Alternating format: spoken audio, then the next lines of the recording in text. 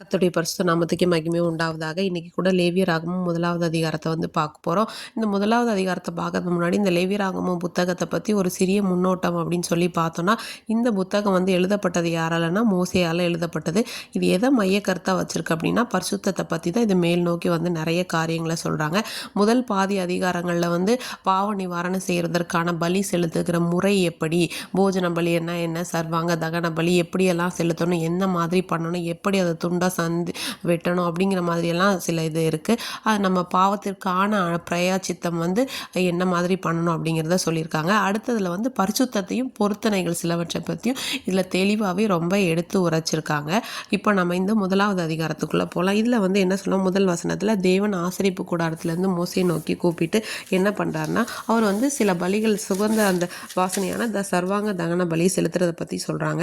இப்போ இஸ்ரவேல் புத்திரர்கிட்ட சொல்கிறாங்க, ஒருத்தர் கடவுளுக்குன்னு பலி செலுத்த வந்தால் அவன் எப்படி இருக்கணும்னா மாட்டு மந்தையிலையோ ஆட்டு மந்தையிலையோ ஒரு மிருகத்தை தெரிந்தெடுத்து பலி செலுத்தணும்னு சொல்லிட்டு, இப்போ என்னென்னா சர்வாங்க தகன பலியா அப்படின்னு செலுத்தணும்னா அது பழுதற்றதாக இருக்கணும்னு சொல்கிறாங்க. இப்போ மாட்டு மந்தையிலேருந்து எடுக்கணும், ஒரு காளை எடுத்து அந்த காளையின் மேலே அந்த பலி செலுத்துபவங்க கையை வச்சு என்ன பண்ணணும், கர்த்தரோட சந்நிதியில் அந்த காளையை கொல்லும் போது அதில் இந்த ஆரோன் குமாரர்களாகி ஆசாரியர்கள் அவங்க என்ன பண்ணணும், அந்த ரத்தத்தை எடுத்து பலிபீடத்தை சுற்றி தொளிச்சிட்டு அதோடைய தோலெல்லாம் உரிச்சிட்டு அந்த சந்து அதை துண்டிச்சு அதுக்கப்புறம் அந்த அக்கினின் மேலே பலிபீடத்து மேலே கட்டை போட்டு அதில் அடுக்கிட்டு அதுக்கப்புறம் என்ன பண்ணணும்னா அதில் சில பாகங்களெல்லாம் கழுவிட்டு அது மேலே சில சர்வாங்க பலிபீடத்தில் மேலே வச்சு அதை தகனிக்கணும். இது கர்த்தருக்கு சுகந்த வாசனையாக இருக்குன்னு சொல்லிட்டு அடுத்து ஆடுகளை செலுத்தணும். அதே போல் பழுதற்ற இருக்கக்கூடிய ஆட்டு கடாக்களில் ஒன்று எடுத்து என்ன பண்ணோன்னா இதே போல் அவன் கொல்ல கடவன் அதே மாதிரி ஆசாரிகள் அந்த ரத்தத்தை எடுத்து என்ன பண்ணுவாங்க, சுற்றிலும் தெளித்துட்டு அதுக்கப்புறம் என்ன பண்ணுவாங்க, தகனிக்கணும். அதுவும் தேவனுக்கு உகந்த தகன பலி.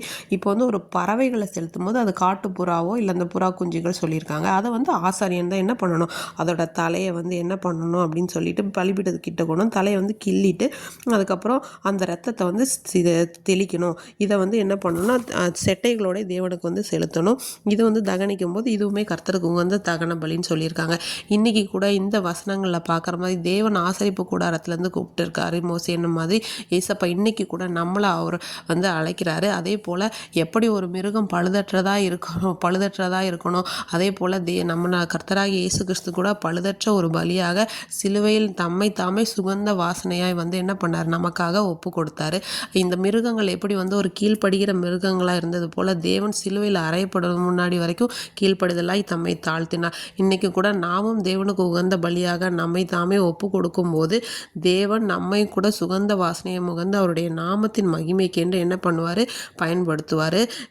அப்படி நம்ம அவருக்கு பிரியமான பிள்ளைகளாய் நடக்கணும். தேவன் நமக்காக ரத்தம் சிந்தினார். ஆமீன்.